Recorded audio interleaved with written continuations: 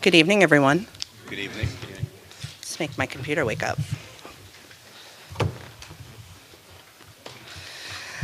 This meeting of Brooklyn Community Board 14 is called to order on Monday, January 12th, 2024, at 7:03 p.m. under the applicable statutes of New York State, the Charter of New York City, the board's bylaws, and Robert's Rules of Order.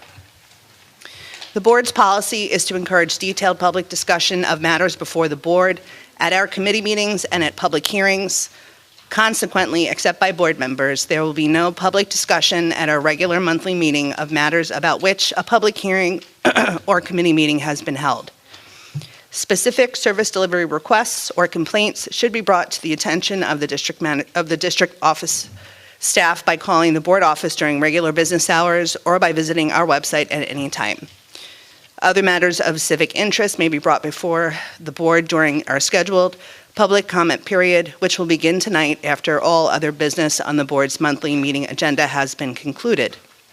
No partisan political appeals or advertising of for-profit enterprises will be heard. Persons wishing to speak during the public comment period were asked to pre-register.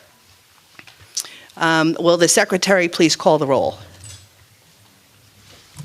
Good evening, everyone. Thank you. Okay. Wakil Ahmed. Gregory Alvarez. Hindi Bendel, present. Benjamin Bendit. Christopher Bromson. Present. Joanne Brown. Present. Michelle Brunson. Edward Sen. Carmen Sarabel. Carl Henry Cesar. Here. Florenzia Changajita. Yvette Clergine. Here. Mark Cohn. Stephen Cohn. Here. Elizabeth Denise. Here. Derek Donald. Here. Sabina Dorval. Joseph Dweck. Yehuda Eckstein. Lee Harmon. Here. Musa Hassoun. William Hatter. Here. Madi Harris. Here. Okay. Mordechai Huzarski. Nautica Johnson. Shahid Khan. Here. Naomi Lipnick. Donald Loggins. Sasha Masluski. Melissa Minnick. Ephraim Nuremberg. Eric Ost. Ornella Parker. Susan Phillip. Tzvi Plotzker. Edward Powell. Barden Prasant. Here. Mohammed Ruzvi. Bazaruhi. Nina Sagber. Talisha Sainville. Moshe Schoenfeld. Joel Siegel.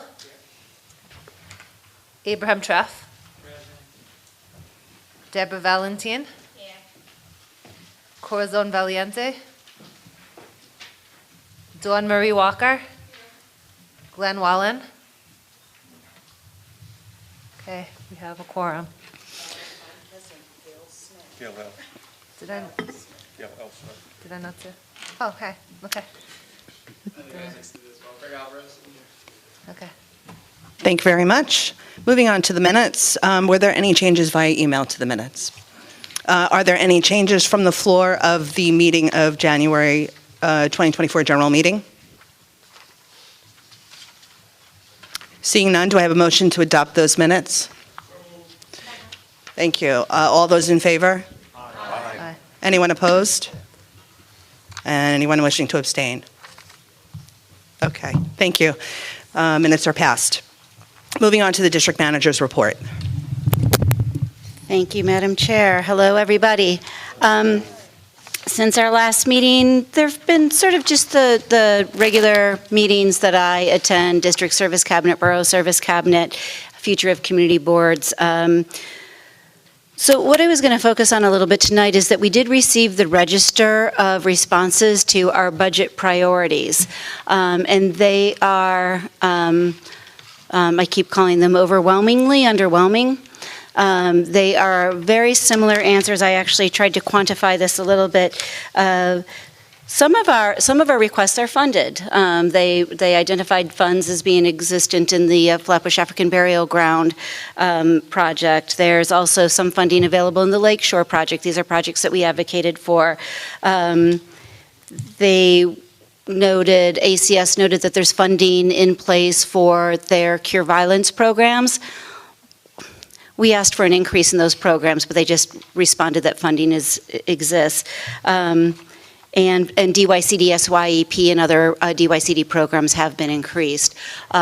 Also, this wasn't very high on our priority list, but NYPD did ask us to support, and so it was in our budget priorities to support NYPD identifying an additional tow pound, and that is something that they're working with OMB on.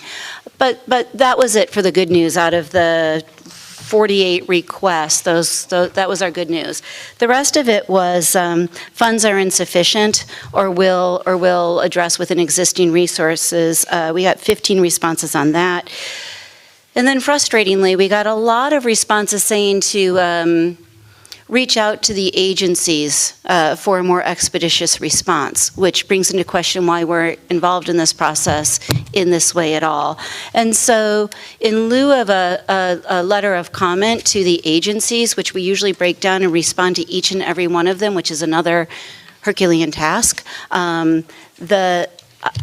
I am going to respond just as the district manager who has been involved in this process, just to say that the responses are inadequate, they're unhelpful, and they're really disrespectful of community and community board input, and send that off to the Department of City Planning and the Office of Management and Budget, which are the agencies that direct this project, process.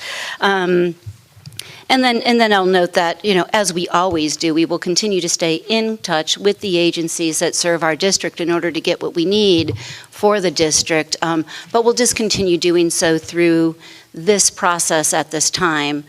And then, of course, next year when we go back to budget consultations, we'll try a different tact and we'll see if we get somewhere more meaningful through our continued efforts to try to make the process meaningful. Thank you very much. Thank you, District Manager Sean Campbell. At this time, I'd like to acknowledge the elected officials or their representatives that are in the room in no particular order. From Councilmember Rita Joseph's office, Brian Grady. From Public Advocate Jamani Williams' office, Jay Goldstein, I saw you in here. From Assembly Member Robert Carroll's office, Mary Kay Siri. From Borough President Antonio Reynoso's office, Eileen Mulaney Newman.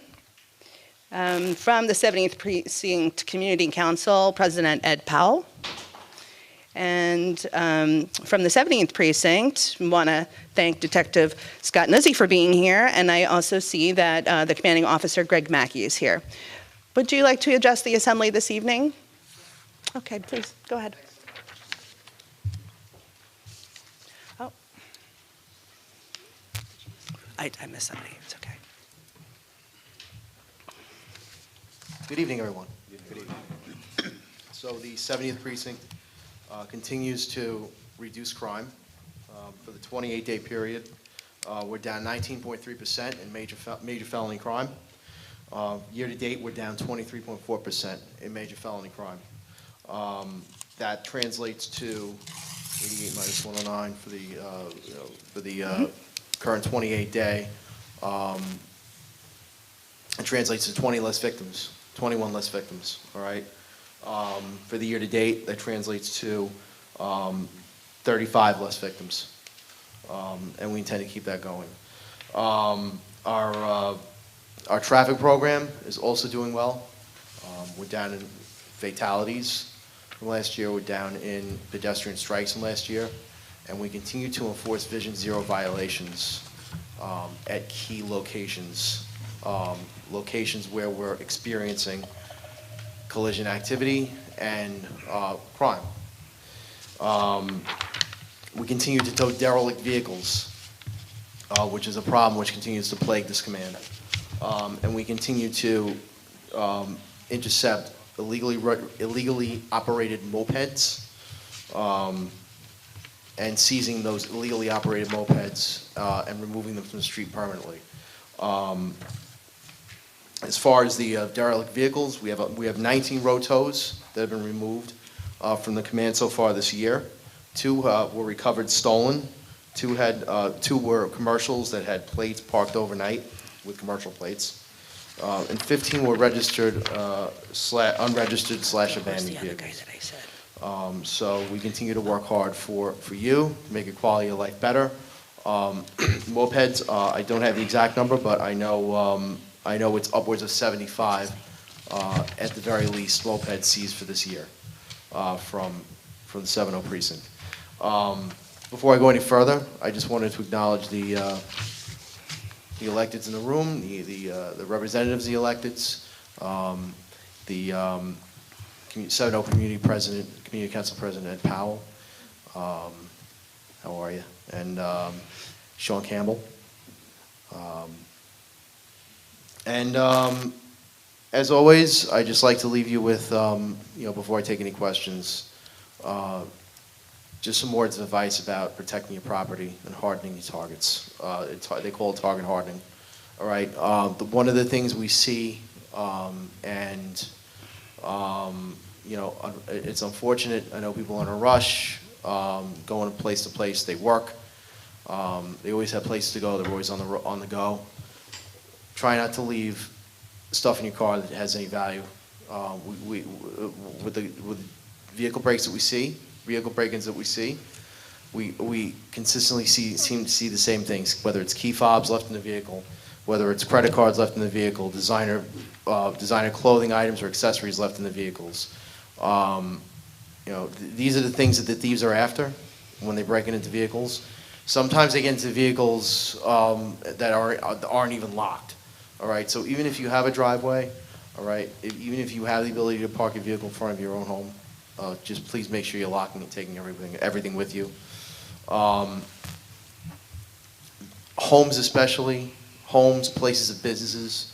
2 weekends back, we unfortunately had several break-ins down in our lower part of our command. They were commercial locations. The individual who broke in used a pry bar to get in through the rear door, and then once inside, removed loose cash from unsecured drawers in back offices. So if you have or if you know of anyone who has a business, all right, the safest place for your hard-earned money, your valuables, your hard-earned money definitely is the bank. That's the best place for your hard-earned money. Best place for your valuables, whether it be jewelry or other intrinsic,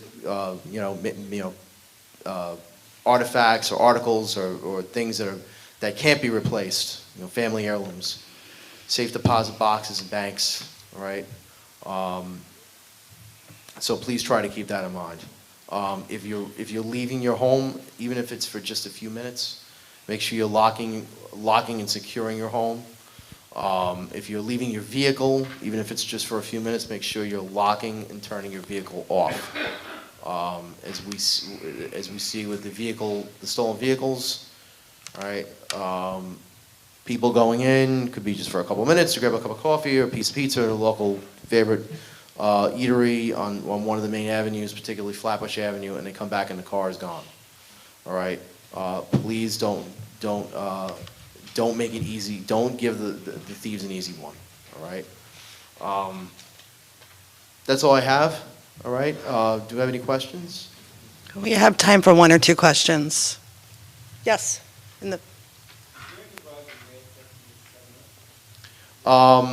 Mail theft, particularly with packages.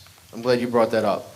So we are having a problem with packages, unattended packages left in buildings. All right. Again, it's unfortunate. Multi-dwelling buildings. The perpetrators know. All right. They know that at some point whether it's Amazon, UPS, USPS are going to drop a package sometime in the mid-morning to early afternoon. All right. And then they know that they're going to basically be placed in a lobby for all intents and purposes, is going to be left unsecured, right?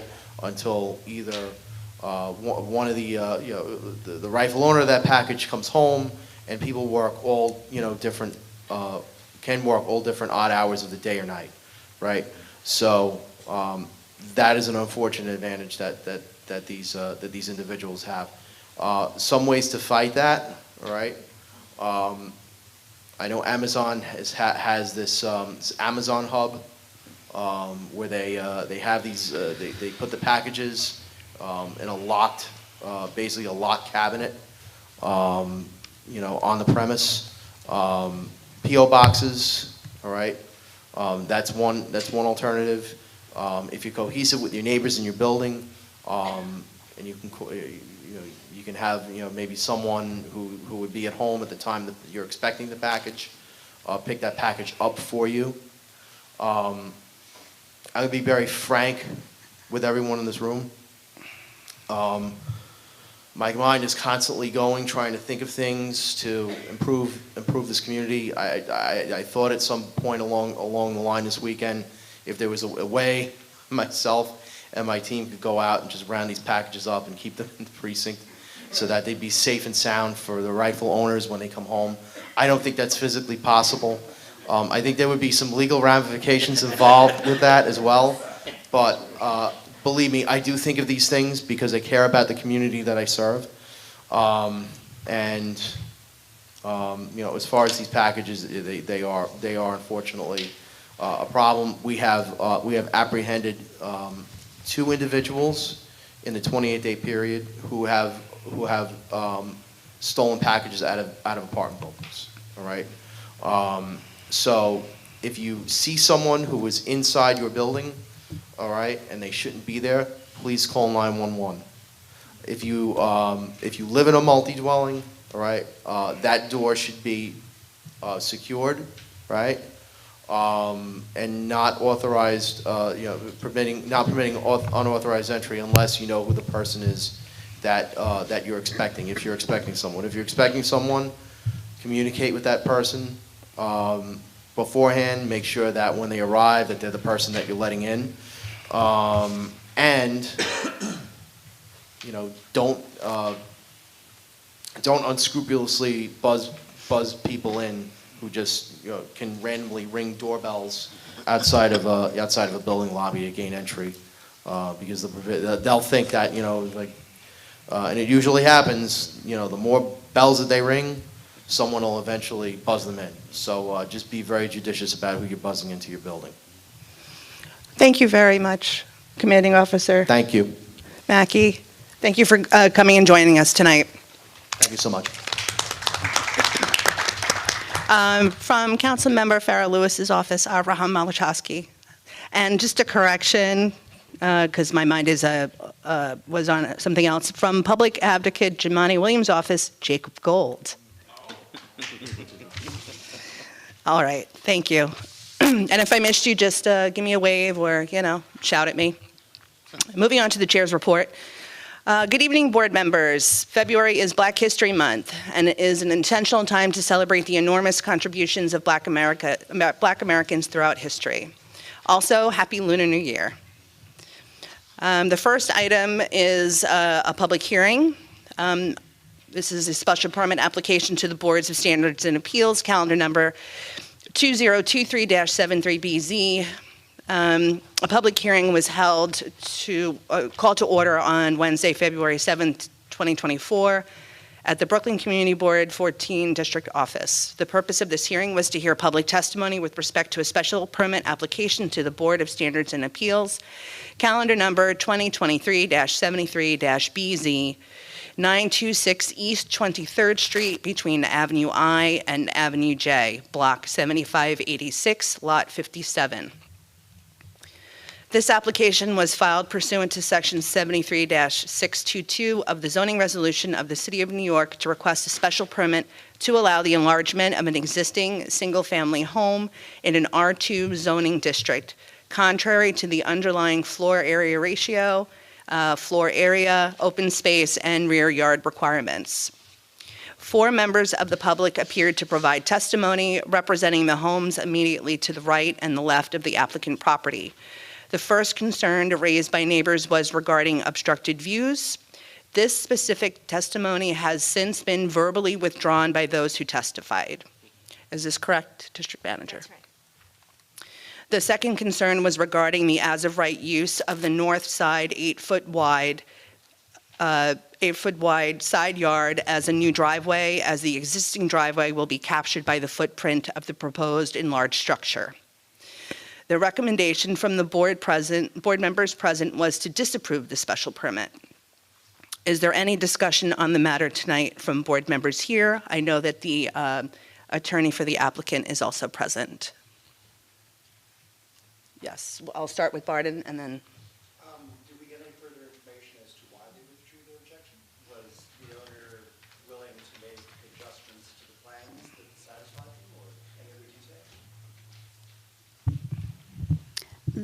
The neighbor, first of all, wanted to correct her assertion that she hadn't been contacted prior to the meeting. She said she misspoke on that, wanted to be clear that they had been in communication, and then said that the communication between the applicant and her husband had satisfied their concerns and wanted to withdraw their opposition to the project. Next question. Yeah, just for my own and everybody's edification, when these things come for our approval, there are laws involved. We are only an advisory position. We make a determination, however, the folks after us in Board of Standards and Appeals, they really are the ones to judge, and they use the law. In this particular case, this was within the law boundaries. However, the neighbor objected because it was changing what she had been used to. She had a porch that she had put right next, opposite the house, and now that view was going to be... That's the testimony that was withdrawn. I understand. I'm saying that it was withdrawn. I understand it was withdrawn. But even if it wasn't withdrawn, the point is the law is the law. Then they were completely allowed to build within that. And really, for us to deny it, based on the law, you can't say, yes, it's in the law, but we're not going to allow it for a different reason. The problem is, folks, we can do that. You can always do your conscience. However, our reputation with this Board of Standards and Appeals changes. So you want to try to stay within the law. That's what my recommendation is. Any additional questions? And I'm happy to clarify the one open matter, which was the side yard, which again is as of right. What? I'm sorry. Which was as of right in the manner in which they want to use it. It was just that the neighbor was concerned that the cars would be too close to each other. Liz Denise had her hand. Sorry, I didn't see you. Oh, that's okay. Sorry, I didn't see the wonderful district staff as well, so apologies all around. I just wanted to clarify both that the vote was split, even though it was voted to disapprove at the hearing, and also to note that the specific, just to remind that the specific change that had the continued objections from the testimony that wasn't withdrawn is about moving the driveway, so that would be next to another driveway. From my view, it looked like there was still more space around the new house, the new construction version of the house than on other parts of the block. It seemed in line, but more specifically that driveway would be as of right regardless of these homes changing or not. I understand that there is a push to, they're moving the driveway because they want to expand the home, but that is something that they're allowed to do by right as zoning, and it doesn't make sense to me personally to vote against the other portions in this that are actually the matter at hand that is going in front of Board of Standards of Appeals, as Joseph had stated. And just to clarify this, because I know that this is a little bit of a tricky application compared to some of the other BSA appeals we've had where, one of the bigger things that is happening does seem to be by right under the R2 zoning. And Board Member Denise is right. The vote was only, it was very, very close. It was, what was it? 5 to 6. So it was only one vote over to disapprove, yes.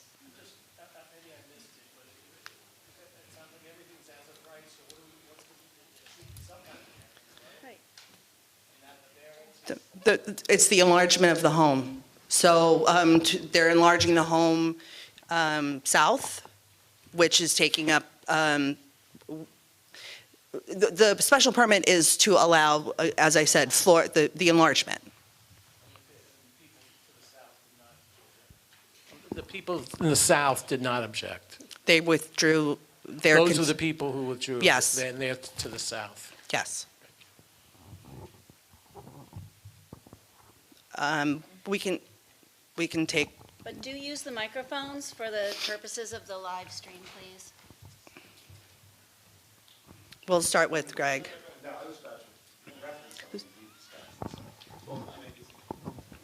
Yeah, I just had one other question from the discussion, because I think towards the tail end, we were talking about a potential condition to be attached to the approval, or to the decision, that would at least consider, or at least ask to be considered, what other further mitigation could be used to perhaps satisfy the, the neighboring homeowner to the north. The first motion, which didn't really carry, was that we approve with the condition that continued talks happen between the neighbors and they come to a resolution.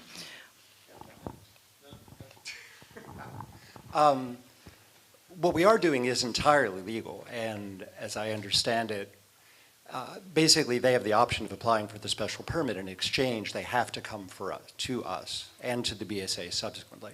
This is not the same as a normal BSA variance, as I understand it. This is, as I've been told, squishier, and that we therefore do have leeway to offer arguments that are not strictly, like in a regular BSA variance, there are 4 findings, right? That you have to sort of address? I think this is. I'll defer to Greg. You can defer to the chair. I'll allow it, but then, I mean, I don't want to talk in squishy, like we have to talk in, real. Yeah, no, all I'd say to Barden's point is that, and to Joe's point as well, is that, yes, the condition of the driveway, that is allowed under zoning in terms of how wide it can be.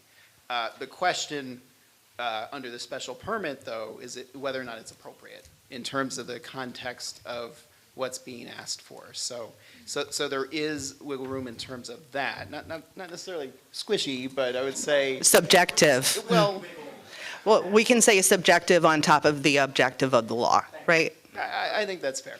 Okay, so subjectively, if it's in context. Okay.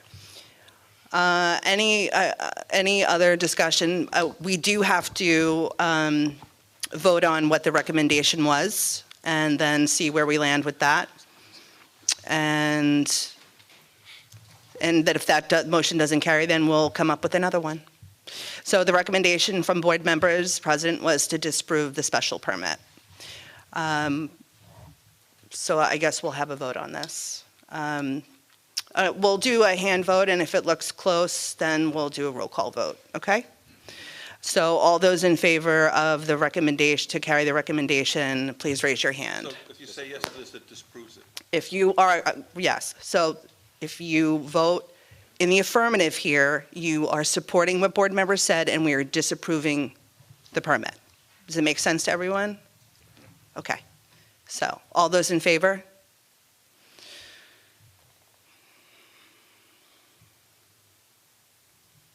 I see 9.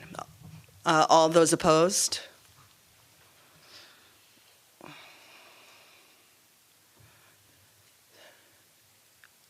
11, 12, 13. That's 15. Okay. Anyone abstaining? 1, 2, 3, 4, 5, and 5 abstentions. Okay, so the recommendation did not carry. May I offer the recommendation that was brought up at the public hearing was to approve with the condition that the applicant continue to work with the neighbors, in this case to the right, because there's no problem at the left right now, to resolve any concerns that they have. Okay. All those in favor, please raise your hands. 1, 2, 3, 4, 5, 6, 7, 8, 9, 10, 11, 12, 13, 14, 15, 16, 17, 18, 19, 20, 21, 22, 23. All those opposed? 1. And those abstaining? 1, 2, 3, 4. 4 abstentions. Okay, that motion carries. So we will relay to the representative of the applicant that we approve the special permit with the condition I had stated earlier. Thanks. Thanks, that wasn't too bad. One moment. Thank you. I just want to recognize the representative from Congresswoman Yvette Clarke's office, Orlando Ross. Thanks for being here. Next is another public hearing. Application for full licensure for an adult use cannabis dispensary at 9 Newkirk Plaza. A public hearing was called to order on Wednesday, February 7th, 2024 at Brooklyn Community Board 14. The purpose of this hearing was to hear public testimony with respect to a provisional license application for full licensure for an adult use retail dispensary license at 9 Newkirk Plaza. The Community Board 14 office received notification on December 29th, 2023, and the State of New York allows 30 days should the board wish to express an opinion to the Cannabis Control Board. For this application, we received an extension to hear the matter that evening. The applicant is Al Salula Corp., and the representative for the applicant was Blake Morris, and Blake Morris is with us here today.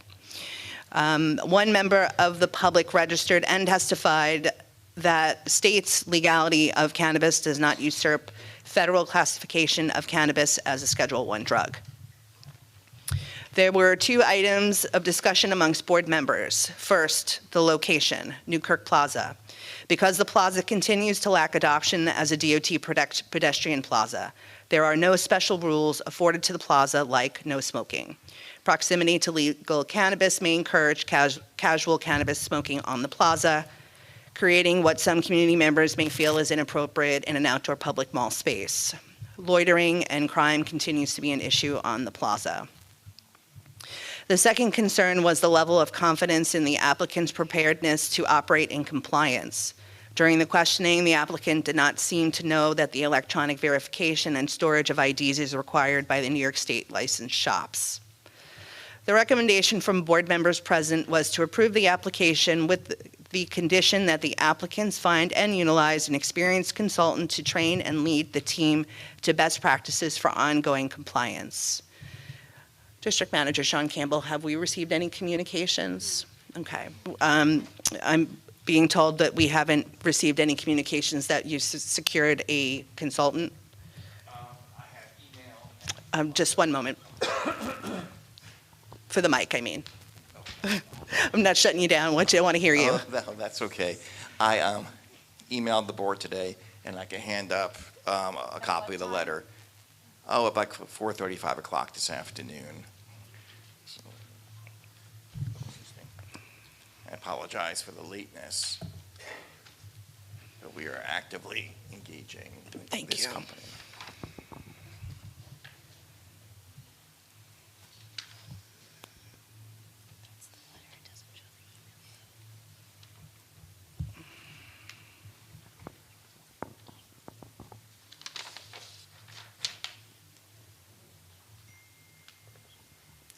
So just clarify for me, so this is the firm that is below, that will be the consultant? That is correct, yes. Okay. The 6th Avenue address? Yes. Okay.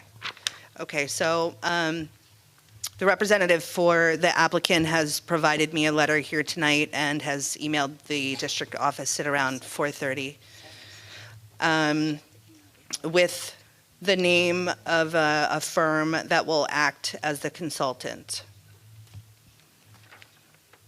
Is there any discussion on the matter from board members here tonight? Yes. Illegal hot shop on the plaza, or is that the same, one?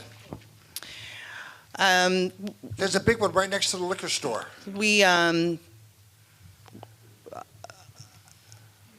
don't know what right next to the liquor store is, but I do know On the side that, where the barber shop is, I do know right that, across from the subway. right, I do know that the applicant is currently selling CBD products in that store, including hemp flower. So they have testified that they have no products in the store that have THC in them that brings them to a cannabis classification. That was their testimony. Okay. Any additional discussion? I'd really like to talk about the location.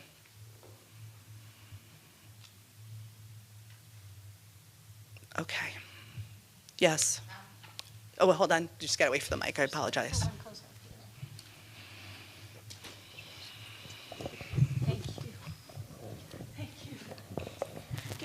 My concern is that in that area, there's a lot of crime and stuff that has been taking place in that area. So my concern is why add to it, right? Because once they go in, whether it's an adult or whoever goes in, you don't know what happens when they come out. That's my concern. Thank you. Any other comments? All right, so we'll have to vote on what the recommendation was. Initially, the recommendation from board members present was to approve the application with the condition that the applicant find and utilize an experienced consultant to train and lead the team to best practices for ongoing compliance. We'll do a hand vote, and if it looks close, then we'll go ahead to a roll call vote. All those in favor, so right now you would be voting to approve with the condition so stated. Please raise your hand if you are voting in the affirmative to this motion. 1, 2, 3, 4, 5, 6, 7, 8, 9, 10, 11, 12, 13, 14, 15. I see 15. Those against? 1, 2, 3, 4, 5, 6, 7, 8, 9, 10, 11, 12, 13, 14, 15, 16, 17, 18. That's 18. You need a roll call vote? Yeah, it's close enough that we're going to do a roll call vote. I apologize. Would the secretary call the roll? Wakil Ahmed? So that would be? 4? 4? 4, okay. Gregory Alvarez? Yes. Okay. Hindi Bendel, yes. Benjamin Bendit? Against. Christopher Bromson? Against. Okay. Joanne Brown? No. Michelle Brunson? Edward Sen? Carmen Sarabel? Carl Henry Cesar? No. Florenzia Changajeda? No. Yvette Clerjean? No. Mark Cohn? Stephen Cohn? Abstain. Elizabeth Denny's? 4. Derek Donald? Sabina Dorval? Joseph Dweck? Yes. 4. Approved. Yehuda Eckstein? Lee Harmon? 4. Musa Hassoun? Yes. William Hatter? 4. Midi Harris? Yes. Mordechai Huzarski? Nadika Johnson? No. Shahid Khan? No.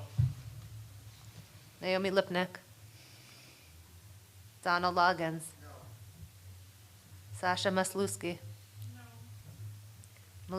Melissa Minnick? No.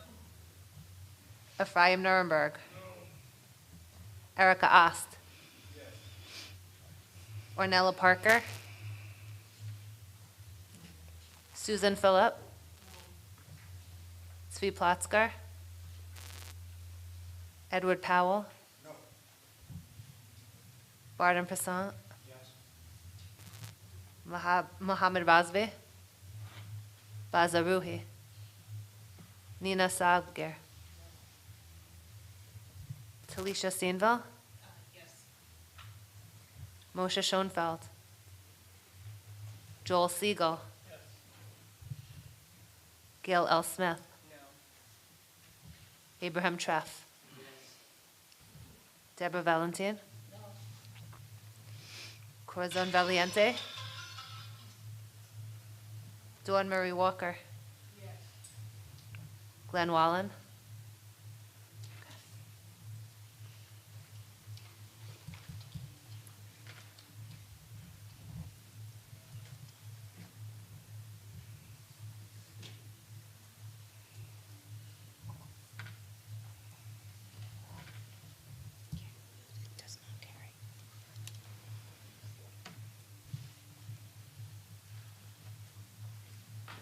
The motion does not carry.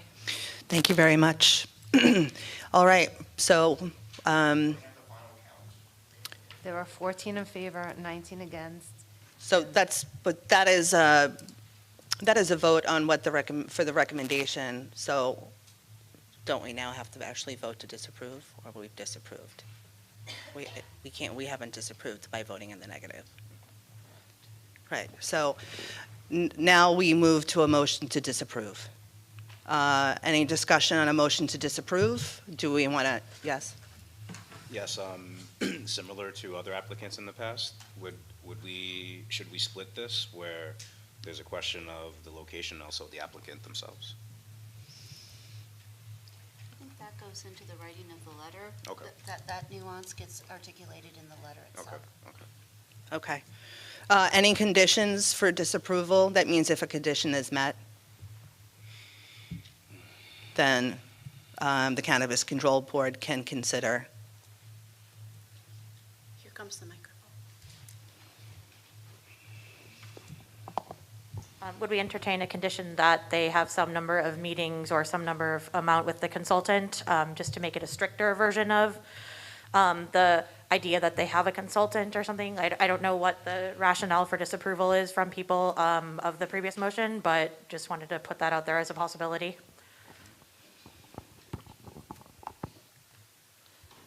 I mean, I'm not opposed, I just don't know how that's enforceable and how that would be perceived by the Cannabis Control Board, since, I'm not sure how the applicant would document that.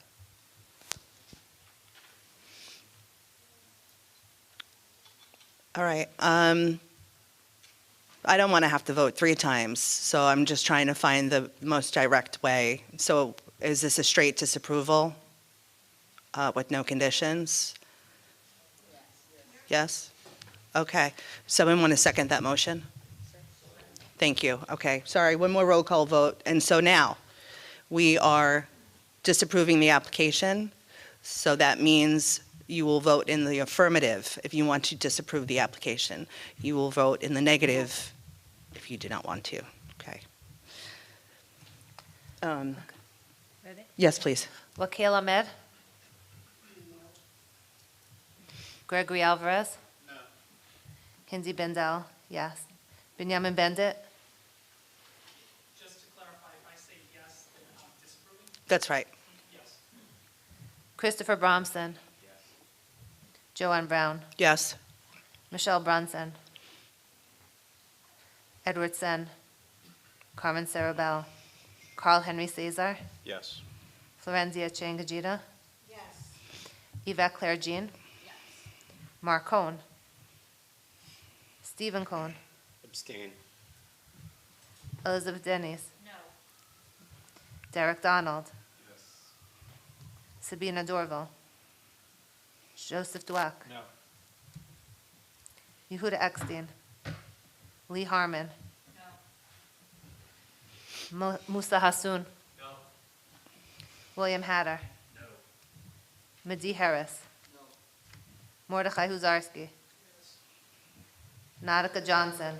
Yes. Shahid Khan. Yes. Naomi Lipnick. Donald Loggins. Yes. Sasha Muzlowski. Yes. Melissa Minnick. Yes. Ephraim Nuremberg. Yes. Eric Ost. No. Ornella Parker. Susan Phillip. Zvi Plotzker. Edward Powell. Yes. Barton Prasant. No. Mohammed Razvi. Bazaruhi. Nina Sagbir. Talisha Sainville. Moshe Schoenfeld. Gail L. Smith. Abraham Treff. Yes. Deborah Valentin. Yes. Corazon Valiente. Dawn Marie Walker. No. Glenn Wallen.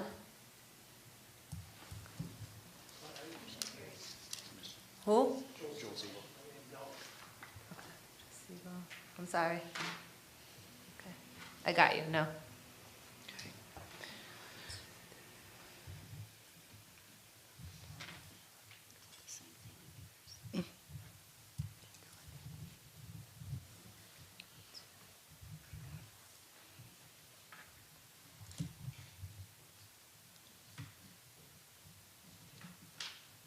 Okay.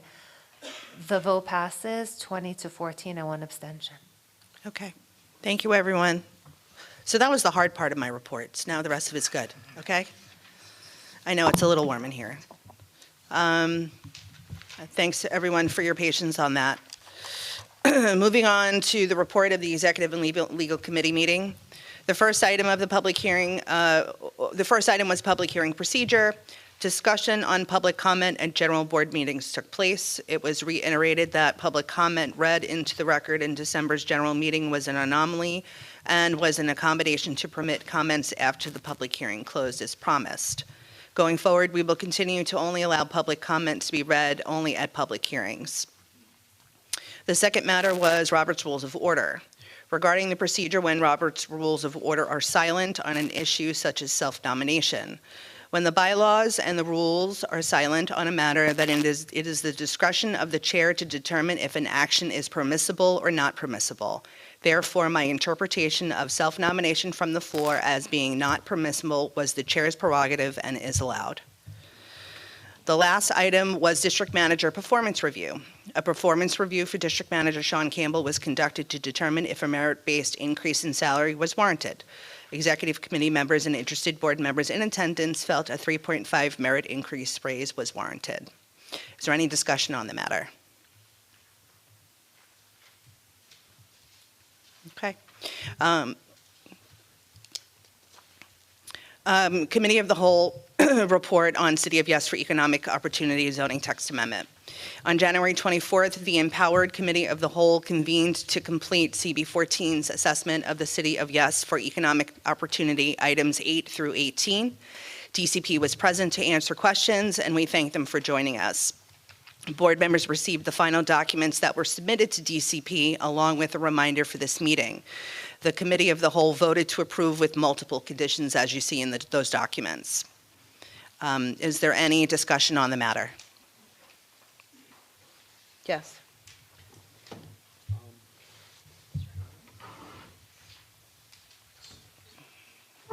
Hear me? Okay. The only item I wanted to raise was the number 10, the minimums. I listened to the discussion at the meeting, and I guess it seemed like there was a concern about having it be too small a space. I guess I just wanted to make two comments. One is that I think there's possibility for amusement in relatively small spaces. I think we do have an escape room in the district, that the space is not very large. I remember there being, my hometown arcade was not in a very big space, so I think there is potential there. And number two, related to the cannabis discussion we had earlier, I think in a lot of cases around the city, if not for the fact that we had all these, illegal cannabis shops open up, we'd be talking about, retail vacancy being a real problem right now. So I'm just a little concerned about imposing restrictions on this sort of thing based on minimum square footage, when I think these businesses could operate in small spaces, and I just don't want to prevent, something that would make sense based on, some minimum square footage, which I don't think is necessarily warranted. Thank you. Thank you very much for the, what right now is posthumous comments on what was submitted to DCP, but for the record, thank you. Any other discussion? Yes. Oh, thank you. I just want to wish to note that number 13 in the addendum, it's actually refers to number 14. But besides for that, I was at the meeting. My recollection is that we did not vote that micro-distribution should be limited to C4 areas only. My recollection was that we decided to vote without any conditions and to say that micro-distribution would be allowed in many more zones. So if you read it, it says it's a minority report, which means the minority of the people of the vote, right? So sometimes there's an ample, sometimes there's an ample feeling like, in any case, I would say if the BSA permit this evening did not pass, we would submit a minority report. So that's why it's there. Okay. I just to clarify, the minority report was one person or two people? It's not listed here, but that's. I'd have to look Okay. at the video, and we'll make the correction to the numbering. Thanks. Anyone else? All righty.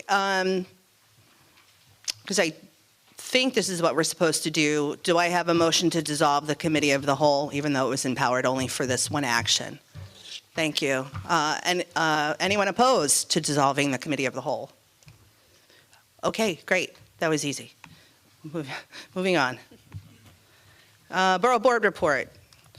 On Thursday, February 6th, another lively Borough Board meeting was held. The first order of business was to vote on the proposed zoning text amendment, City of Yes, Economic Development. Borough Board members were allowed to discuss and explain their respective board's position. I entered CB14's vote generated by the Committee of the Whole as approved with the conditions set forth in our submitted DCP worksheet. Surprisingly, or maybe unsurprisingly, given the sheer breadth of the changes in the zoning text amendment, the vote to approve the ZTA did not carry and was voted down by the board. The second item on the agenda was to discuss and approve a letter to the Committee on Open Government inquiring if Borough Board and Community Board business can be conducted in teleconferencing permanently following the model afforded in corporate law. That motion carried and the letter will be sent out. This ends the Borough Board report. Okay, and moving on to the nominating committee. Thank you to Alicia Sainville, Melissa Minnick, Ephraim Nuremberg, Naomi Lipnick, and Joel Siegel, who agreed to serve on the nominating committee. I'd like to invite the chair of the nominating committee, Talisha Sainville, to come before this assembly and announce the 2024-2025 slate of nominees.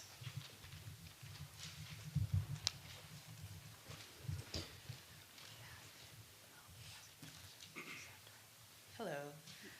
Okay, on February 7th, 2024, the nominating committee met at the district office to put together the slate for the executive committee. The nominating committee, as Chair Brown just mentioned, was made up of Melissa Minnick, Talisha Sainville, that's me, Naomi Lipnick, Ephraim Nuremberg, and Joel Siegel. The following is the slate.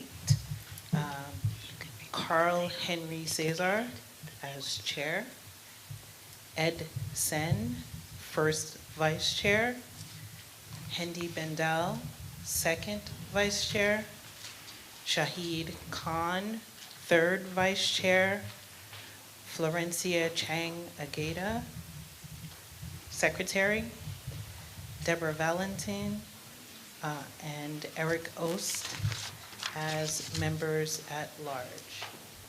Thank you to the nominating committee, as well as Chair Joanne Brown and District Manager Sean Campbell. Thank you very much again for your deliberations in this matter. And we've previously spoken with the nominees after the nominating committee made their decision, and they have accepted the nomination, each of these candidates. I will now accept nominees from the floor. Beginning with the role of chair. Is there any nomination from the floor? Can I just ask a question? Yeah. When are the nominated slate term limits? When would they kick in? So this is a new election, so. No, I mean, term limits for being a board member. Oh, so by the bylaws, it's 2 years, so they can serve 2 years, right? No, I mean. She means the charter, regulation term limits. So it's 2027 and 2028. Yeah, so my question was, for those people in the nominated slate, will they be, my understanding is the majority of them would be hitting up against those term limits at that time, or am I incorrect on that? So this is 2024, 2-year service would be 2026. That would give an opportunity for people who are not term limited to move into the dais or into the executive committee. It doesn't also mean that they would, so does that make sense? No, I mean, it makes sense. I just wanted to know. Because, 2026. you know, if we hit at 2026, if every single person on, you know, if everyone was to be term limited out, there wouldn't be as much continuity as perhaps if more newer board members who would not hit up against term limits were nominated. That's all. Right. So, I mean, in the packet that you received with the information for this meeting, I wrote a letter to the borough president. I've been committed from the beginning to a process of not, that term limits will not be an issue for us. So I think we're off to a good start. I'm also, I have an action further on in this proceedings tonight that will also help that. So we won't get the information though. Like if this is a question that has an answer, like each of these members will be term, like if they continue to be appointed, would be term limited at some point. And I just wanted to know what those. I don't years have were. the data in front of me, but we can get that to you. Okay, thank you. I don't have anybody's individual file in front of me, but right now, if they were to serve the term allowed in the board, allowed in the bylaws, it would be 2 years. That's 2026. No, I understand that. That's not my concern. My concern is that at 2026, we'll hit a cliff. Sorry. My concern is just that at 2026, we will hit a cliff where potentially a very large number of people on. That would be 2027. Okay, but that, when we nominate for the next 2 years from there, that a lot of them would not be eligible. That is. That, absolutely, they would not be eligible because they wouldn't be able to serve the whole term. You see what Correct. I'm? No, I understand. So But then there that- would be a significant turnover in the board, there would have to be a very significant turnover in. who the I don't executive think that is. needs to happen in 2024. I think that needs to happen in 2026. I think there might be disagreeing opinions on that, but Okay. that's just. Thank you. I just wanted to note so that people could consider it.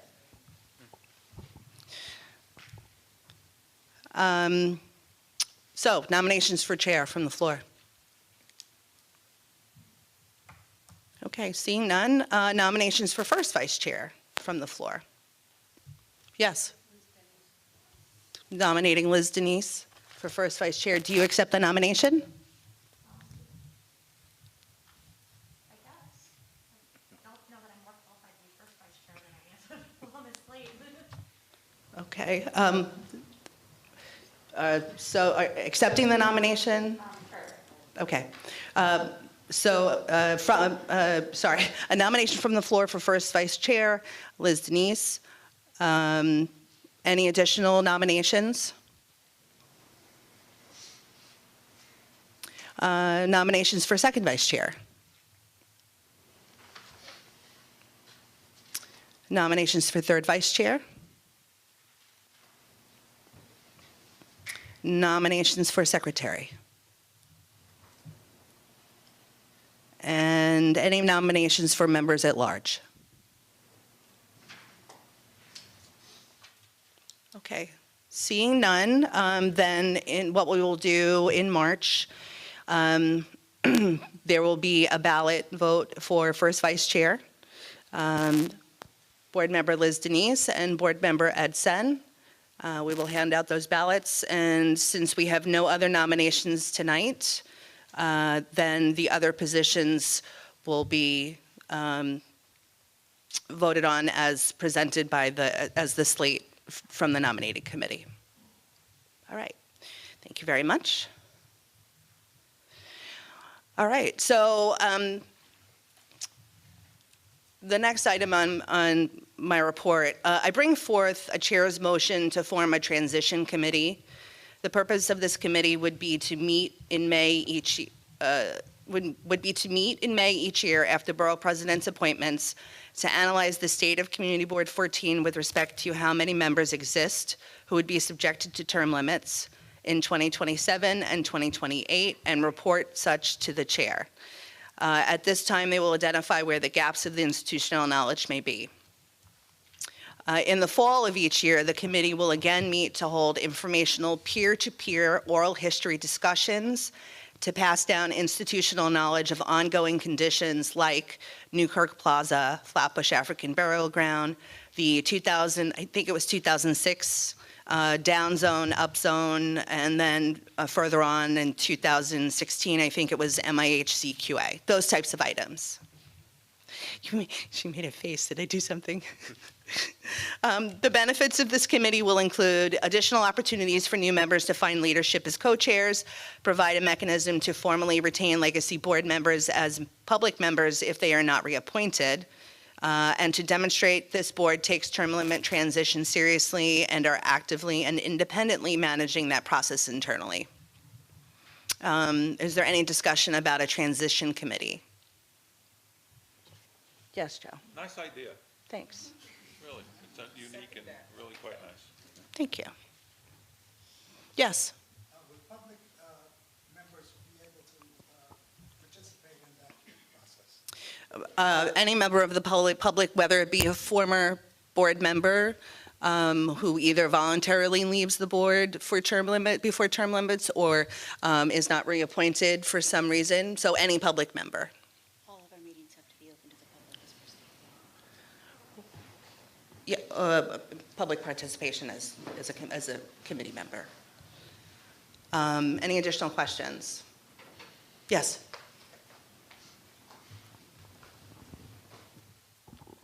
I just heard mention of oral histories. Is there, or would there be, I guess, plans for other ways for these histories and, I guess, the knowledge to be preserved and shared? Right, so this is a formal mechanism. By forming a committee, I think we can think about some informal mechanisms. You know, maybe that could be part of the end of the year gala that we have. We could have a keynote speaker to talk about something from our, legacy. But it's a nice idea, definitely.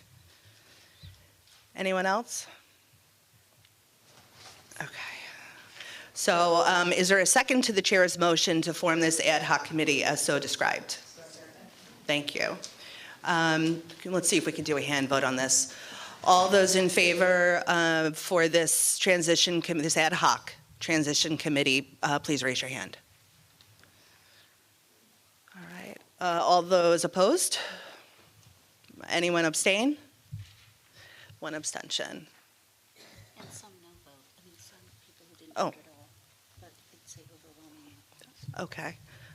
It appears that that motion is passed. Okay, I'm looking forward to this. This will be nice. So this is a voluntary committee. So if you're interested, please reach out to the board office, and we'll collectively form a nice committee to get through this process. I just want to note, sorry, someone. Okay, I just want to recognize that from Assemblymember Cunningham's office, Sydney Renwick is here. Hi. And guess what? This ends the chair's report.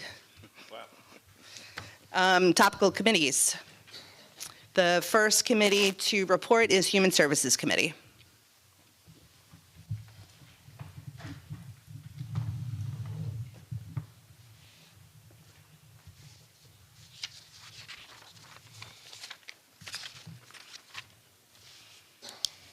Good evening, everyone. My name is Yvette Clearjean. Florencia Chang Data and I, we co-chair the Human Services Committee, and we want to thank everyone for participating in our January Health and Wellness Lunch and Learn. If you were unable to attend, we have 5 brief recordings on the CB14 website speaking about various topics, and we had wonderful presenters speaking about diabetes prevention, diabetes care and nutrition, healthy lifestyles, and maternal morbidity. So these are all resources, the actual presentation recordings, and as well as the presentation decks that you can find on our website for yourself and for your family members and friends. There were 5 presentations, all happening on Wednesdays in January, and we hope that you will use those resources to help support yourself and your loved ones. Thank you. I want to say thanks to the staff and for all of those who supported. We thank you. But it's vitally important that we send others to the website to check out the recordings because our health matters. It really does. Thank you. May I say something? The chair is indulging me so that I can say something. I want to thank the co-chairs of the committee for having the idea and following through and just being available during the middle of the day every Wednesday of January. Thank you both. Thanks to the committee. Moving on to Youth Services, Education, and Libraries Committee.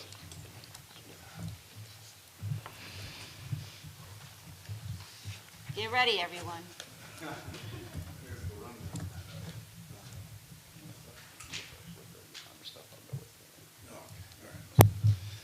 Good evening, everyone. My name is Eric Ost. I'm a co-chair with my good colleague here, Carl. The Youth Conference is our top billing item. It is on Wednesday, March 6th, 4 to 7 p.m. Mark your calendars. We have posters in the back in English. Everybody take one. If you have hands, take one. Large ones, small ones, post them around, distribute them. We need everybody to take them. Patricia said next week we'll have Urdu, Spanish, Russian, so Creole. So a shout out to our translators, Yvette Clarijon, translated our Creole, Sasha on our committee translated the Russian, and our friends at COPO are working on the Urdu, and CB14 staff took care of Spanish. So thanks to all the people who, shout outs to our translators. And those will be available next week. So if you have communities where those will be useful, please take them next week. Just an update, we have 29 organizations have signed up, 17 more on the docket who are regulars. We already have attendees registering. And so the next step here, our committee meeting is on Wednesday, February 21st at 6:30. It's the final planning session. If you want to volunteer, if you want to take part, we'll be giving assignments out on that day. And you know, please come. That's the final planning before the event. So anything else I missed? I think we should. Okay, yeah. I also wanted to say another shout out. COPO is paying the cost of printing the flyers, and that is being paid for through the Dwayne Joseph Memorial Fund. So we want to honor Dwayne. This is a celebration of his life as well. And Caroline Joseph will be attending, so that's exciting to have her be at that conference. Last thing I'll give you, the SYEP, the Sooth Yummer, the Summer Youth Employment Program application is open. It is I just learned this today, it's the nation's largest youth employment program. They have career exploration, paid work experience for youth ages 14 to 24. That application closes March 1st, but take a look. Wanted to make you aware of that. And last thing for folks too is just a friendly reminder that if there is a child that was born in 2021, the application period for 3K is currently open, and the deadline is March 1st. So I'm going to tell you, let people know. One of the best ways to do it would be to Google New York City Public Schools 3-K. And I'm saying that just because I'll read the URL out loud, but it's a lot. And so the URL is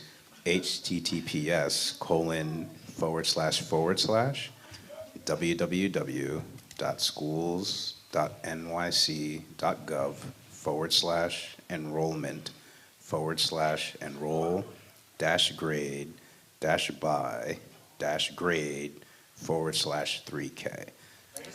Say it backward. Cliff Notes version is, the Cliff Notes is, whatever your favorite search engine is, Google New York City Public Schools, 3-K application, and that You should can bring it up. always call the community board for help. I'm not going to read that website again. I just wanted to let, just because we are the Youth Services Education Committee, Mayor Adams has declared a snow day for New York City schools tomorrow. The buildings will be closed, CUNY will be closed. It's going to be remote learning, so for all you parents out there, it's also called a nightmare day. Enjoy your snow day. I'm still going to work.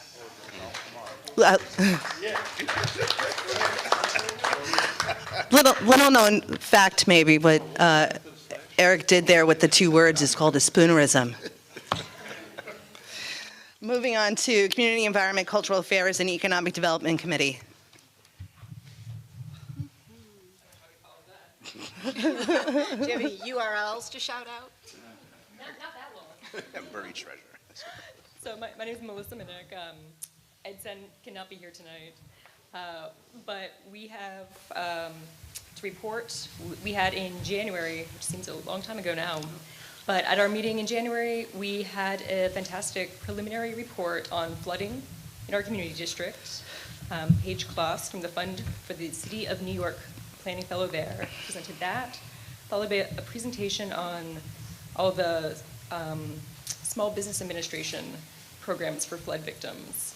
So a lot going on. Anyone who's been close to Prospect Park knows there's a lot going on with water in our district. So we had a lot that we learned with that. And our committee, this month, we have a meeting on the 27th, and we're sticking with the water theme. We have a presentation on the Gravesend Tributary Project and plans to install green infrastructure throughout our entire district. We'll be hearing about that from the Intergovernmental and Community Affairs Coordinator, followed by a presentation, a little different, but on free tax prep, because it's that time of year. So learn about all the programming and ways you can get taxes done without having to pay for it. So that's going to be on the 27th at 6:30 p.m. online. No URLs, sorry. Thank you very much. Next is Community Safety Committee.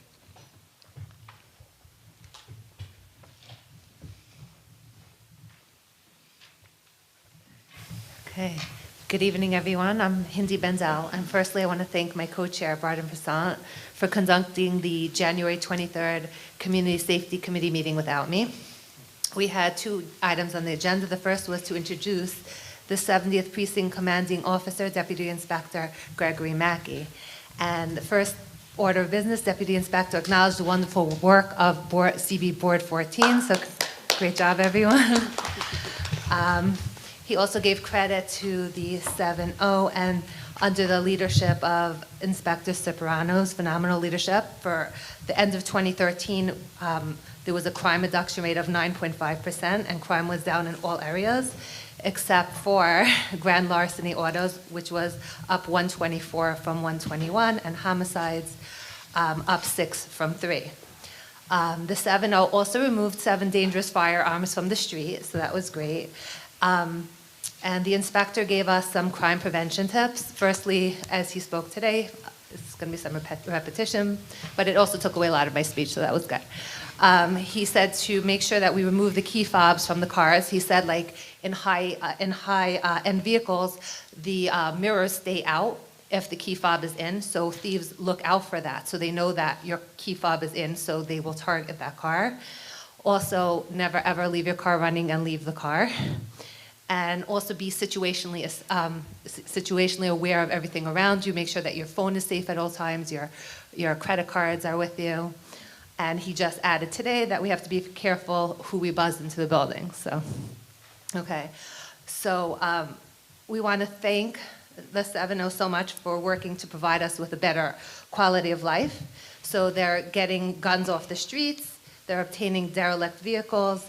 They're placing officers in special crime cluster areas, and they're seizing unlawful mopeds. As of the 23 meeting, he said that there were 52 mopeds seized, and today he said it was over 75. So that was just a short period of time where over 25 mopeds were seized. So also, officers are visiting places of businesses and educating delivery mopeds and following traffic laws and safety laws, so that's really good. We also had Nancy Lulu, representative of DA Gonzalez's office, who discussed initiatives, so I'm just going to discuss them briefly.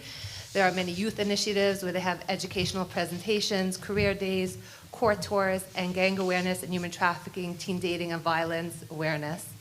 There are tours of the court where you meet with judges, and there are high school internships awarded for spring and summer month internships, and the dates coincide with school breaks, so that's great. The DA's office also partnered with Explorer programs, which engage young people who are interested in legal careers. DA Gonzalez's office created the Gender-Based Violence Division last year, which includes domestic violence and special victim bureaus. And the DA's office recognizes that people who are witness to crimes and people who are victims of crimes, it's a very traumatic and confusing experience. And therefore, they have all these programs: safety planning, crisis counseling, court escorts, advocacy with agency, physical, mental, and health referrals, and reimbursements. So if you know anyone who needs any of these, the number to reach them at is 718-250-3820. There's also the Human Trafficking Unit, the HTCU, which investigates and prosecutes sex trafficking, labor trafficking, and child trafficking.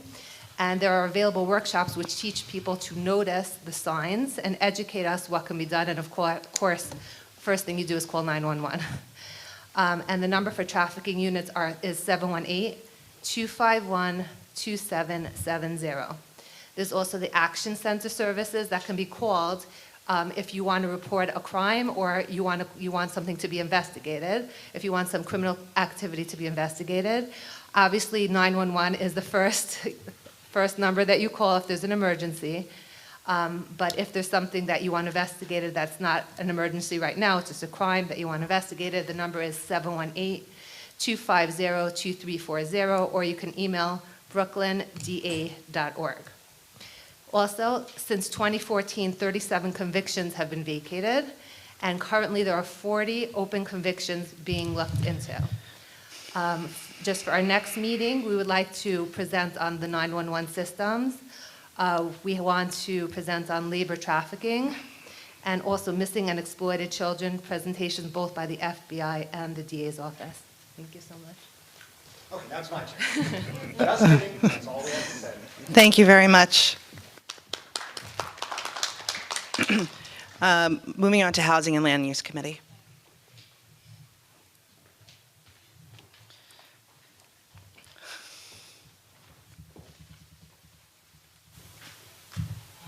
Hello again. My name is Talisha Sainville. This is Gregory Alvarez, and together we are the co-chairs of the Housing and Land Use Committee. We just want to mention that there is an upcoming Housing and Land Use Committee meeting scheduled for mid to late March, so stay tuned for that. And as always, you can always go to the CB14 website and catch up on our previous meetings and all the stuff that we have already been doing. Thank you. Thank you very much. Next is the Transportation Committee.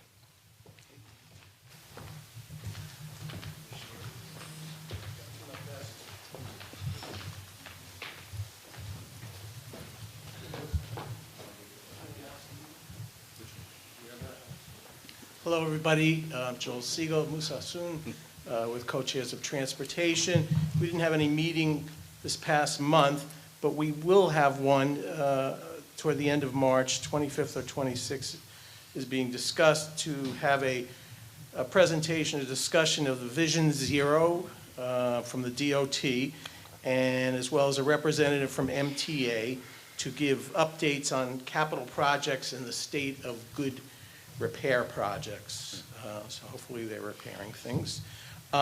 Additionally, if you're interested, believe it or not, the project to develop a rail line along the Long Island Railroad freight line, that runs close to Avenue H, is actually gaining some momentum. I can't tell you how much, but there's an informational meeting on February 29th in the late afternoon, a Zoom meeting, and the information for that will be posted on the CB14 website. And Governor Hochul apparently has allocated some money to that. It said $45 million. I don't know exactly what that means. I mean, it means $45 million, but whether it's now or in the future, whatever, remains to be seen. But it's very interesting. Hopefully some of you will live to see that happen. All right. Just a quick update. So on January 30th, I attended, and I think a few other board members attended, a community meeting held by Riders Alliance concerning bus service in the district. The meeting was intended to focus on bus service on Flatbush Ave, but a lot of attendees came just to kind of provide feedback around bus service just in the district more generally. One thing I did note from the actual meeting was there's a significant presence of healthcare workers, and particularly nurses there, who were concerned about the bus routes and whether they were well designed for their schedules when they get off their shifts. At that meeting, there appeared to be consensus that bus service frequency, routes, and quality were a significant issue on Flatbush Ave. That meeting was held in a larger context where on June 30th of 2022, the DOT had announced a kickoff meeting regarding Flatbush Ave bus priorities, but we haven't really heard much about it since, and a lot of people in attendance seem to be frustrated with the service issues along that line. The Riders Alliance is having another event on Saturday, February 4th at 11. Thank you. Just for those observing, happy Mardi Gras tomorrow. Oh. This ends our topical committee report. A quick thank you to Wayne Rosenfeld and East Midwood Jewish Center for hosting our meeting. Also thank to Mark Moss for live streaming this meeting. This brings us to our public session. Board members are expected to remain for the public comment period. Speakers can sign up for time with Patricia Olander at the back of the room until the beginning of this comment period. I do have all of the speakers at this point. Matters of civic interest and announcements of public events are invited. No partisan political appeals or advertising of for-profit enterprises are permitted. Each speaker will be permitted up to 3 minutes and may not receive additional time from another speaker. Speakers are directed to address the assembly from the front of the room. At the conclusion of the 3-minute period, each speaker must return to his, her, or their seat. The board has an obligation to conduct its business in an orderly manner. Any person preventing the meeting from continuing may be asked to leave. The intent of the public comment period is to permit the board and the community a chance to hear diverse perspectives on public issues. Accordingly, speaking time will be assigned first to speakers from different groups, then to speakers addressing different issues, and finally, time permitting, to additional speakers on an issue from a single group.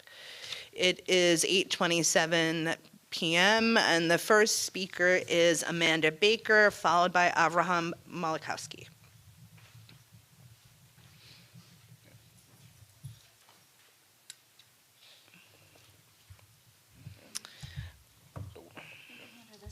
Yep.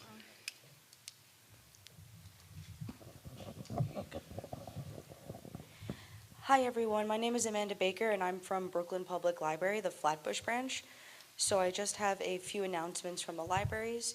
So from now until April 13th, select branches, including the Flatbush Library and the library at Grand Army Plaza, are offering tax services on select days of the week, so you can make an appointment, and these are free tax help appointments. We have a new program called Browse the Branches, which is a way to encourage patrons to visit all 62 branches throughout the year. If people visit all of the branches, they will win a tote bag, and the first 100 people that complete the challenge will win an Ambassador's Library card. The Center for Brooklyn History, formerly the Brooklyn Historical Society, is now open to the public. They offer free public tours on Fridays at 3 p.m., so feel free to go and look at the center. It's a beautiful place. And then, so at the Flatbush Library, we are currently trying to start a Friends Group, and a Friends Group is a way for people in the community to get involved and advocate to the library, earn extra funds, have different programs. So if you're interested in attending, our meeting will be on March 21st. I have flyers for that, as well as flyers for other programs. Thank you. Sorry about that. That wasn't 3 minutes. Thank you so much.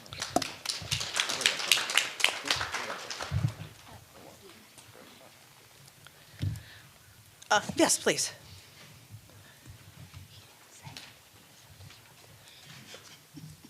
Good evening, everyone. My name is Avraham. I'm representing Councilmember Farrah Lewis. I'd like to start off by wishing everybody observing a happy Lunar New Year and by giving greetings from the council member in observance of Black History Month. The council member sends her regrets for being unable to be here tonight, but she's attending the funeral of a classmate of hers. Over the past month, our office hosted an immigration clinic where constituents had the opportunity to meet with immigration experts to assist them with any immigration issues that they may have had. We also had the Department of Buildings come to our office so that people who had any Department of Buildings issues would be able to meet someone face-to-face and have their questions dealt with. We are ending our series on discretionary funding workshops, and our last one will be on the 26th of this month. So if anybody would like to sign up or has any questions, please come and meet with me afterwards, and I'll be able to assist you with either signing up. We are working with the Department of Finance to host workshops in rent freeze, tax exemptions, and NOPV. Once dates have been dealt with, we will send out flyers. I would also like to announce some upcoming events that we have. We have an Oath Resources event. So Oath staff will be coming to the library on 1000 Utica Avenue, which is the rugby branch, and they'll be answering any questions about Oath that you may have. So if you've gotten any summons or anything, that's the place to go. We also are having a homeowner benefit information session. So if anybody is a homeowner and has questions about their rights, what they can do, what they can't do, that is something that we will be offering.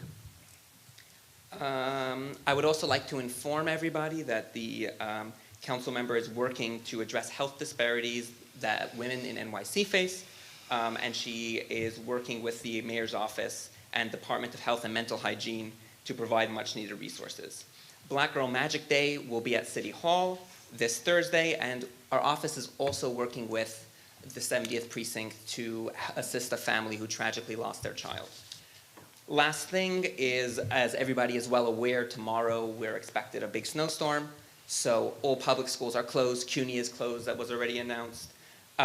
We advise that people be very careful when they're outside, take public transit if possible. If you cannot, be very careful when you drive or when you walk.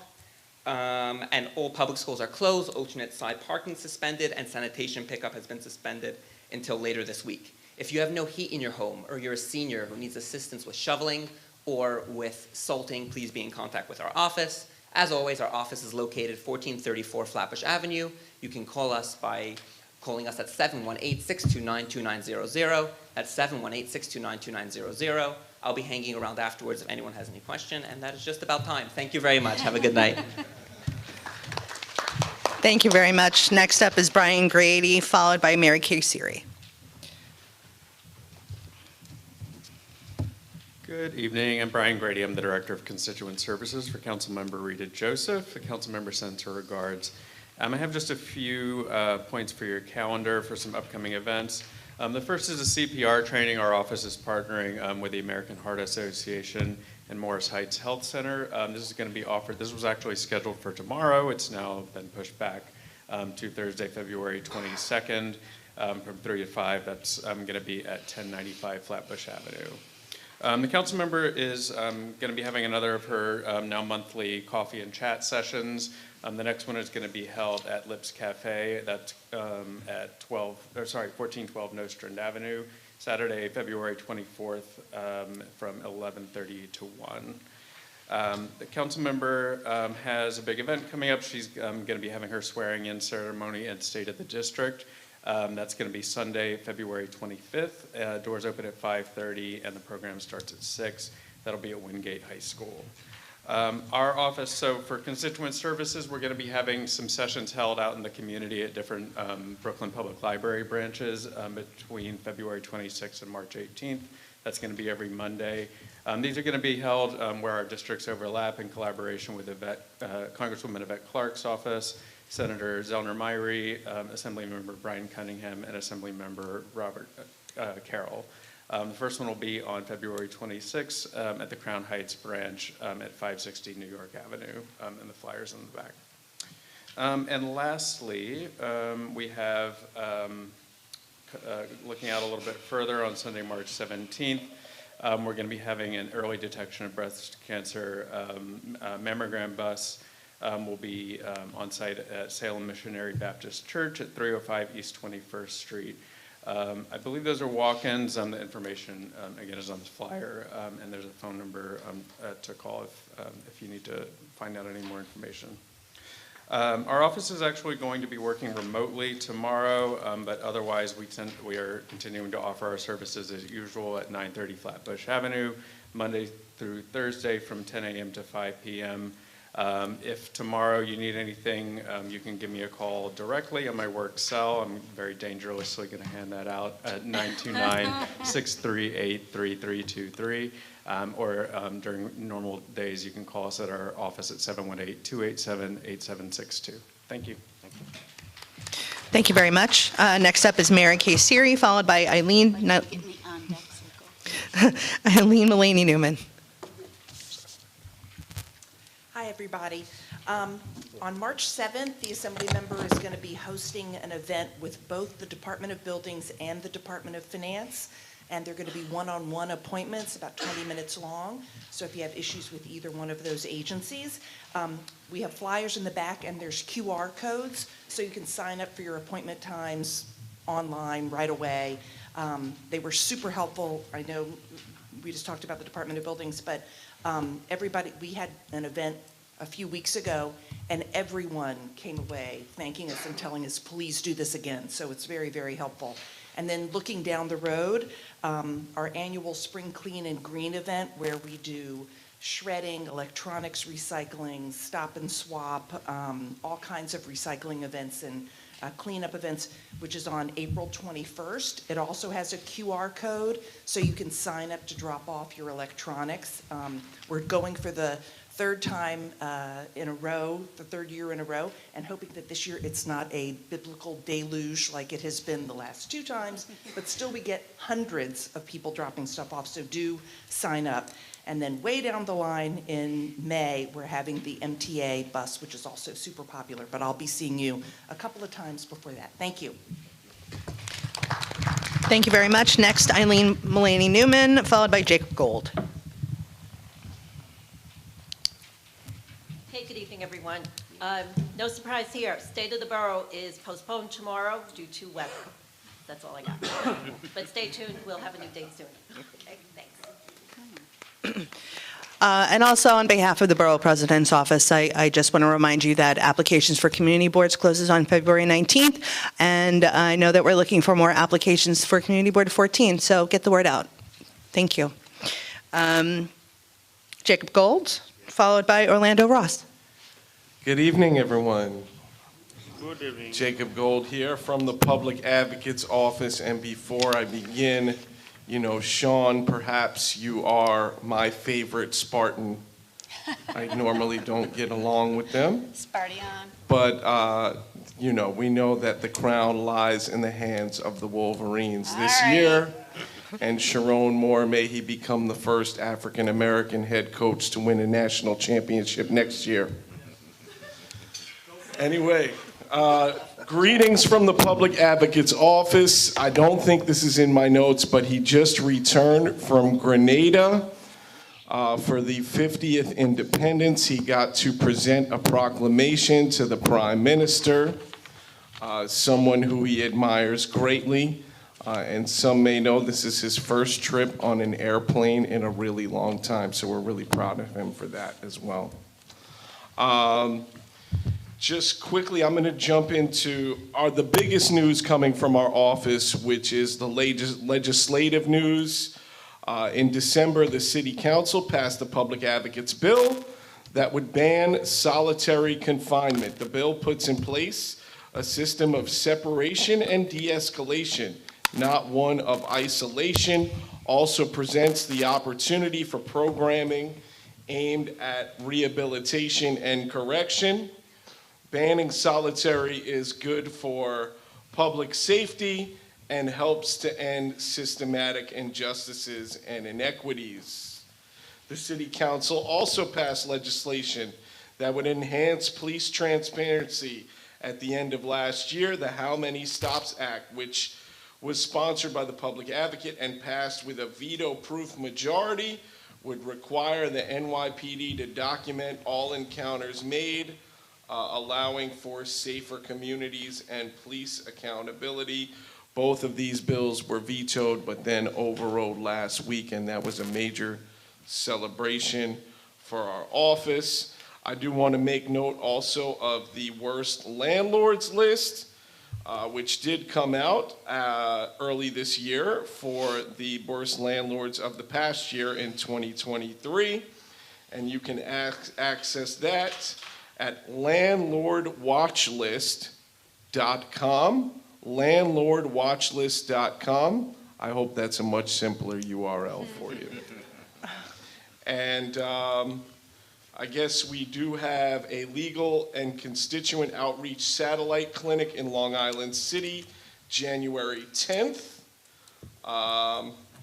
And virtual Rat Academy training. We've been doing this for safe and effective rat prevention methods on January 11th. That is virtual, and it looks like that is my time. Everyone have a splendid evening and be safe in the weather tomorrow. Thank you very much. Next up is Orlando Ross, followed by Sydney Renwick, who is last.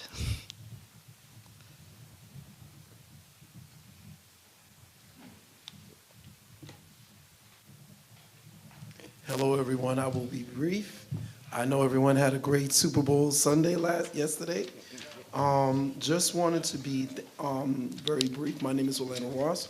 I work with Congresswoman Yvette Clarke. We look forward to working with our partners with Councilwoman Rita Joseph for our outreach that we will be doing for the next 4 weeks. And it will be a great opportunity. The flyers are in the back. I want to communicate some things about the student loan. Everyone knows about the student loan that President Biden tried to put through, 20,000 for student loans, debt for $43 million. Well, on January 14th, the president decided to do this, canceling $5 billion worth of student loans. If you are a teacher, a nurse, or a firefighter, you might be able to qualify for this particular loan. I have sent this information to the board so that it can be circulated throughout your communities. Please take advantage of this particular announcement. Another thing, too, that you might want to start thinking about is called the Valuable Education Save Plan. That's another portion of loans that if you qualify, you can try to get your loans reduced or even eliminated. For more details, you can speak to Ms. Shawn Campbell. Last thing I would like to let everyone know, we're in the tax seasons. And the IRS is now trying to modernize the way it does business. They have a guided tax software program where you can go online and fill out all of your tax information, 1040, and get your stuff done without having to go to a tax preparer. If the people that qualify for that, you have to be making under $79,000. If you are making more than $79,000, they have a free fileable tax form that you can download on the website. If you need any information, feel free to contact our office. Our phone number is 718-287-1142. Have a great evening. Thank you very much. And final presenter is Sydney Renwick. Oh, she's going up. Can I shout in real quick? While Sydney's taking the mic, I would just want to thank all of the offices that are represented here tonight. Our elected officials have been calling on your various offices for various reasons a lot lately, so thanks for helping us with the heavier lifts. And I can't wait to see each and every one of your offices represented in a meaningful way at the youth conference on March 6th. Good evening, everyone, and thank you for that plug. And happy Black History Month. The Assembly member sends his regards as he is in session until Wednesday. Today I just have a few announcements, so I hope I will be quick because I'm the last one as well. First, this weekend is the New York State Black and Puerto Rican Asian Legislative Caucus Conference weekend that hopes to engage New Yorkers of colors around issues that will or do most impact them. As such, the Assembly member is hosting 2 different workshops, Advancing Digital Equity and Unlocking Faith-Based Housing in New York State, that's a part of his bill. The member will also be sponsoring a bus. So if you would like to go, you can register on our website. And the bus will be leaving at 7:30 in the morning. Please get there at 7 if you'd like to go, and breakfast is provided. We have some in-district events, including Housing Monday. There are some flyers in the back. As well as some flyers that maybe you have seen in the neighborhood. And also we're encouraging, I think the Brooklyn Public Library is here, that students read, so we have a essay contest for Black History Month. There are some forms in the back. The Assembly member has seen an increase in SNAP and EBT theft, so we are partnering actually with Assembly members, City Council member, and Congresswoman Grace Meng of Queens to draft a letter regarding that issue. Which basically asks that we bring their attention to fraudulent activity occurring within the New York City Department of Social Services Supplemental Nutrition Assistance Program, also known as SNAP. In addition, we are encouraging people to sign up for our task force.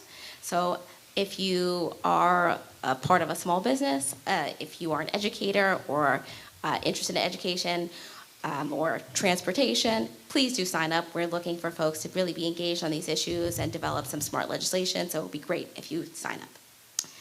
And that's all I have for today.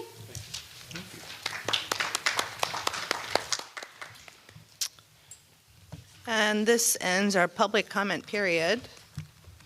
All that's left is to thank everyone for being here this evening and your patience through the processes that we had to go through with the 2 public hearings. Do I have a motion to adjourn? Have a good night, everyone. This meeting concludes at 8:46.